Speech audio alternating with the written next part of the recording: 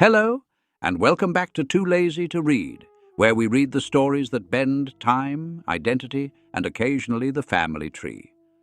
I'm Nigel. And I'm Clara. Today's story is short, sharp, and wonderfully dangerous. It begins in a bar, which is already a reliable sign that somebody's evening is about to become educational against their will. Today we're exploring All You Zombies by Robert A. Heinlein, a major 20th century American science fiction writer.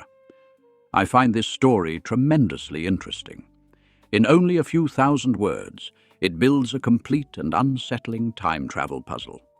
Heinlein reportedly wrote it in one day, the 11th of July, 1958. It first appeared in the March 1959 issue of the Magazine of Fantasy and Science Fiction. One day. Most people need longer than that to understand the story after they've read it. Indeed. And Heinlein appears to have written the knot faster than the rest of us can untie it. So, this is a complete explanation, so there will be spoilers. But we'll preserve Heinlein's reveal order and let the mystery close the door before we hand you the key. If you want to experience it completely unspoiled, this is the moment to pause and read it. It's very short. You could finish it before somebody from the future arrives to tell you that you already did.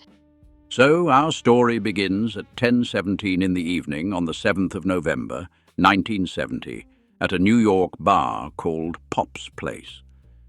The narrator is behind the counter polishing a brandy glass. He records the time with unnatural precision, 10:17 Eastern Time. Then he explains why. Temporal agents always notice the time and date. They have to. So within the first breath, the bartender has admitted that he works in time travel. Yes, but Heinlein slips it in almost casually. No thunder, no glowing portal, just a man polishing glassware and keeping appointments with history. Then a customer enters. He is 25, small, young-faced, bad-tempered, and already known to the bartender. The narrator calls him my boy. He also admits that he has never liked the young man's appearance. That sounds oddly personal. It does. But the bartender gives him a professional smile and pours him a drink with the affectionate hospitality of a man who may also be carrying a club under the bar. The customer is known as the unmarried mother. He is a male writer of first-person magazine confessions. Whenever strangers ask his profession, he says he is an unmarried mother at 4 cents a word. That is a superb professional title. It tells you the genre, the rate, and the level of emotional stability available in the room. His temper completes the advertisement. If anyone laughs at the nickname in the wrong way, he is quite prepared to rearrange the customer. Asked how business is going, the young man nearly throws his glass. The bartender apologizes, pours another drink, and praises his unusually convincing understanding of women. That sounds like a compliment with a trapdoor under it. The young man hears it as an insult. He says he understands a woman's point of view better than the bartender could possibly imagine. The young man says the truth is unbelievable. The bartender replies that bartenders and psychiatrists hear unbelievable things professionally, though only one wipes the evidence off the counter. He doesn't actually say that last part.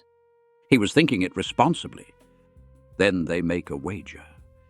If the story can astonish the bartender, the unmarried mother wins the rest of the bottle. The young man says he was born outside marriage.